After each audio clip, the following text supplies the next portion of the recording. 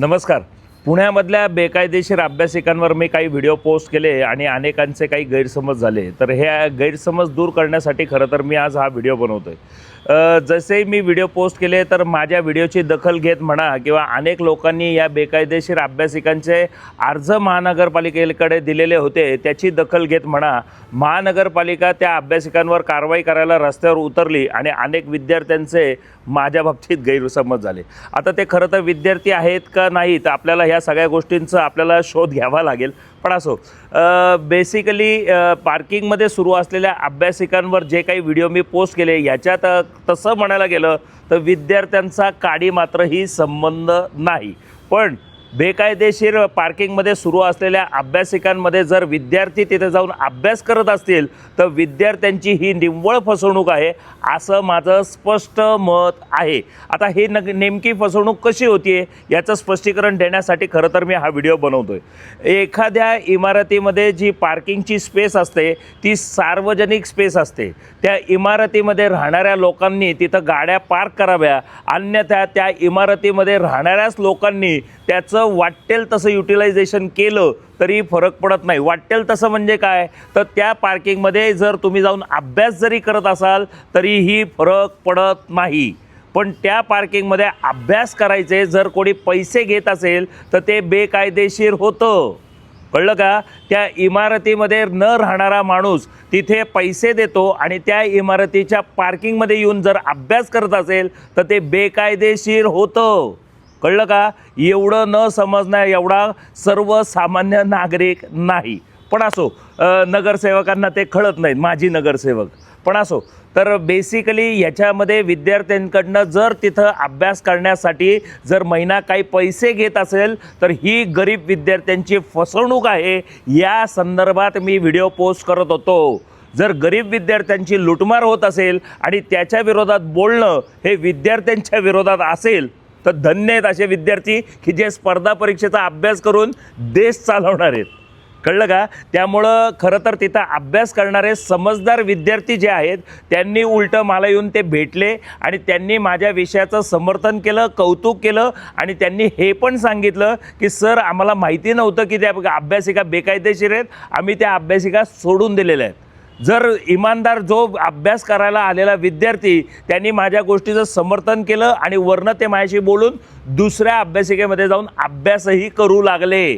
पण ज्या विद्यार्थ्यांना अभ्यास करायचा नाही आणि स्थानिक म्हणजे जे काही राजकारण चालतं किंवा ज्या काही गोष्टी चालतात त्याच्यात बोटं घालायचा धंदा करायचा आहे ते विद्यार्थी हा विषय विद्यार्थ्यांच्या विरोधात आहेत म्हणून बॉम्ब मारत माझ्या व्हिडिओखाली कमेंट करताना दिसले.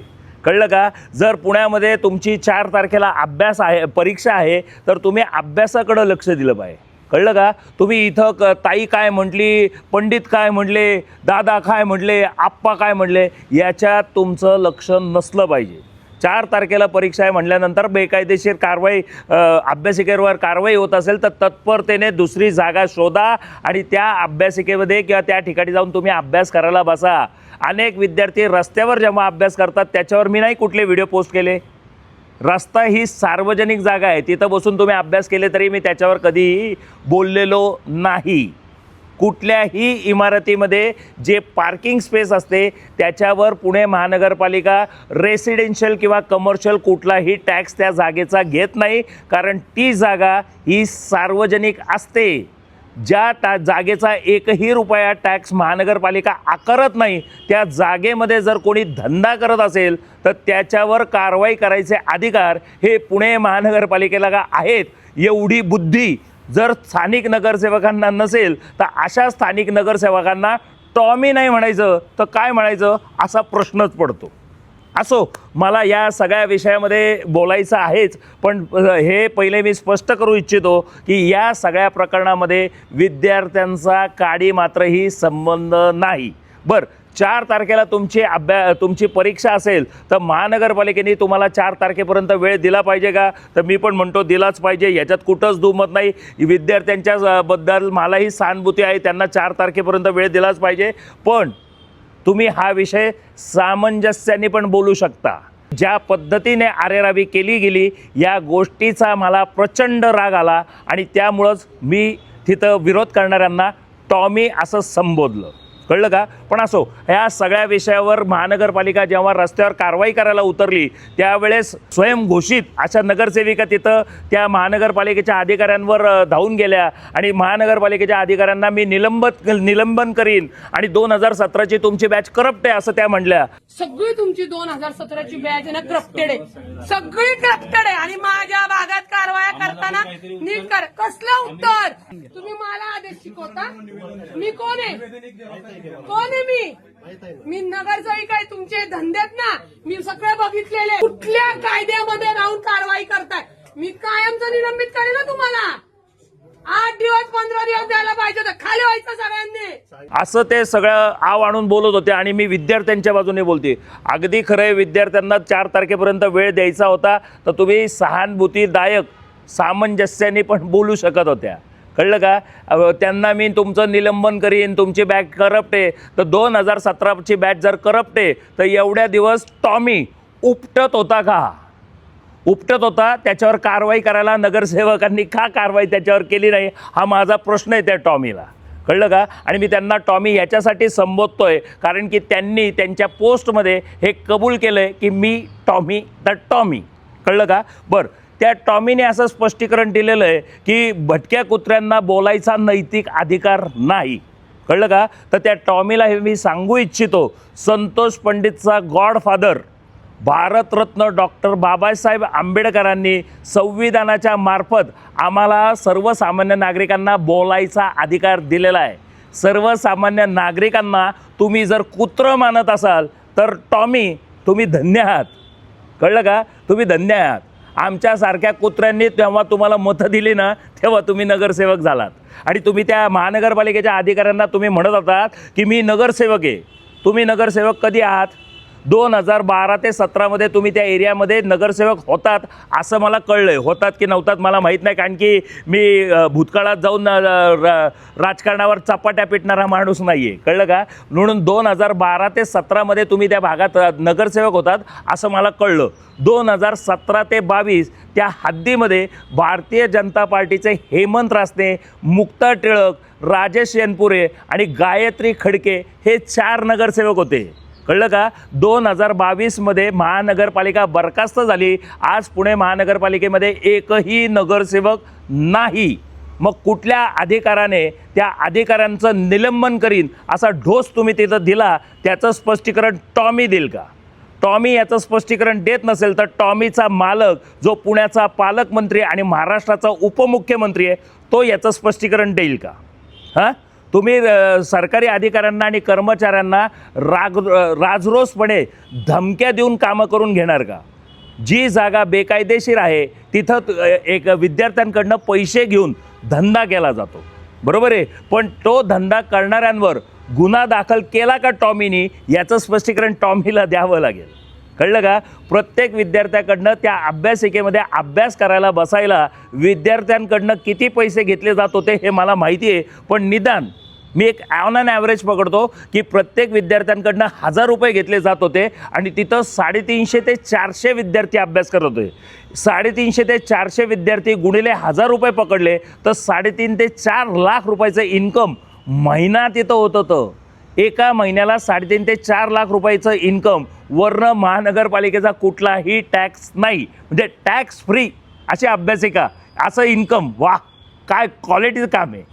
कळलं का? आणि ही गोष्ट काय माजी नगरसेवकांना कुणालाच माहिती नव्हती का हा प्रश्न पडतो. माजी नगरसेवकांना त्याच्यातनं हप्ते मिळत होते म्हणून त्या अभ्यासिकेला वाचवण्यासाठी विद्यार्थ्यांचं पांघरून घेऊन नगरसेवक टॉमी तिथं आले होते का? त्या टॉमींनी ह्या गोष्टीचं स्पष्टीकरण द्यावं लागेल.